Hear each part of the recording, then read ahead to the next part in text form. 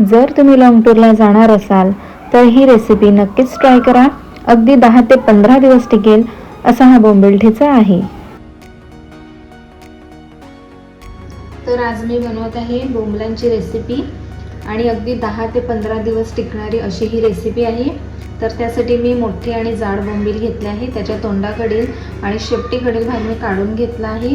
इथून सुद्धा पूर्णपणे क्लीन करून घेतले आहेत आणि ह्यासाठी काय काय जिन्नस लागतात ते सुद्धा मी दाखवते. तर ह्या रेसिपीसाठी लागणारे जिन्नस मी घेतले आहेत. कोथिंबीर, लसूण, मिरची, काळी मिरी, हळद, मसाला आणि मीठ. आता मी गॅस ऑन करते आणि ह्यावर अशी जाळी ठेवून घेते आणि त्यावर हे बोंबील भाजून घेणार आहे. तुमच्याकडे जर चूल अवेलेबल असेल तर तुम्ही चुलीमध्ये सुद्धा भाजून घेऊ शकता. आता माझ्याकडे चूल अवेलेबल नाही आहे म्हणून मी गॅसवरच कमी फ्लेमवर भाजून घेते. जास्त भाजायची नाही आहे आणि अशाच पद्धतीने मी बाकीचे बोंबील सुद्धा भाजून घेत आहे. आणि आता इथे मी सर्व बोंबील असे भाजून घेतले आहे आणि इथे मी आता पाणी घेतलं आहे आणि हे जे बोंबील आहेत ते पाण्यामध्ये टाकून घेत आहे. हे पाण्यामध्ये भिजत नाही ठेवायचे, फक्त असे पाण्यात घालून लगेच काढून घ्यायचे आहे. हे बोंबील मी आता वरवंट्याच्या साहाय्याने अगदी हलक्या हाताने ठेचून घेणार आहे. अगदी हलक्या हाताने हा बोंबील आता मी ठेचून घेणार आहे. याचे तुकडे नाही झाले पाहिजेत, फक्त हलक्या हाताने ठेचून घ्यायचं आहे. हा बघा अशा प्रकारे.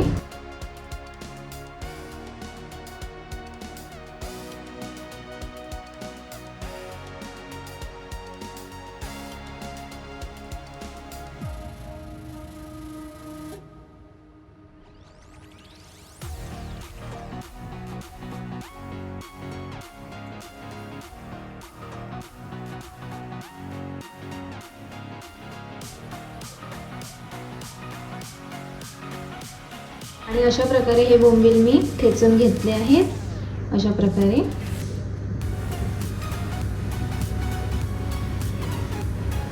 आता इथे मी दगडाची उकळ घेतली आहे. जर तुमच्याकडे नसेल तर तुम्ही मिक्सरमध्ये सुद्धा पेस्ट करू शकता, पण दगडाच्या उकळीमध्ये केलेली जी टेस्ट आहे पेस्टची ती मिक्सरमध्ये नाही येणार. म्हणून मी इथे दगडाची उकळ घेतली आहे आणि त्यामध्ये लसूण, कोथिंबीर, मिरची आणि काळी मिरी टाकून घेतली आहे आणि मी आता हे सर्व ठेचून घेणार आहे.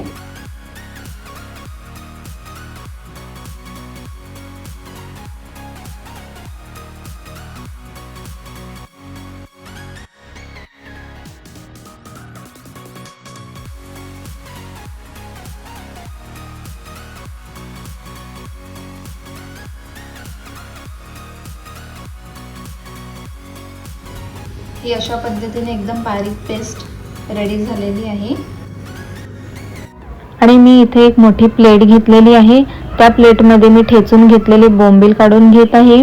त्यामध्ये मी मीठ, मसाला, हळद आणि जी पेस्ट केली होती ती पेस्ट देखील टाकून घेणार आहे. आणि आपल्याला किती तिखट हवं आहे त्या अकॉर्डिंग मसाला टाकू शकतो. आणि हे सर्व टाकल्यानंतर मी हे व्यवस्थित हलक्या हाताने मिक्स करून घेणार आहे.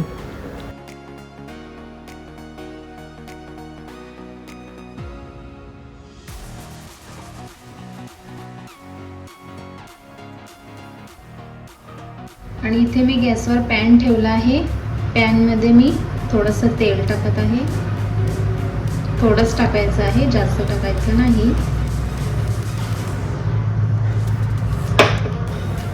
आणि तेल छान गरम झाल्यानंतर ह्यामध्ये एक एक बोंबील सोडून फ्राय करून घ्यायचे आहे.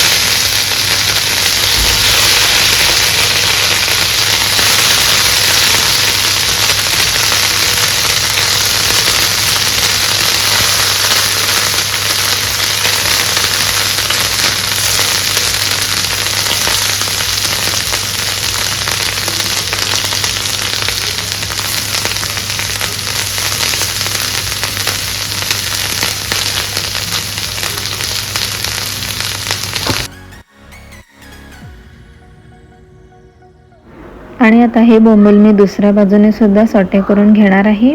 आणि गॅसची फ्लेम एकदम स्लोच ठेवायची आहे.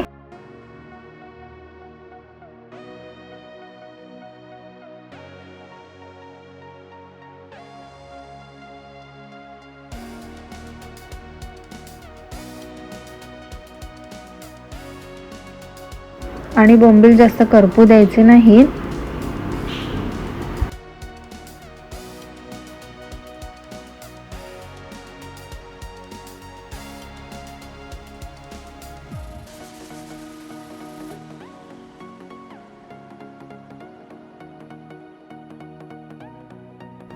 आणि बोंबील इथे व्यवस्थित फ्राय झालेले आहेत आणि आता मी ते प्लेटमध्ये काढून घेते.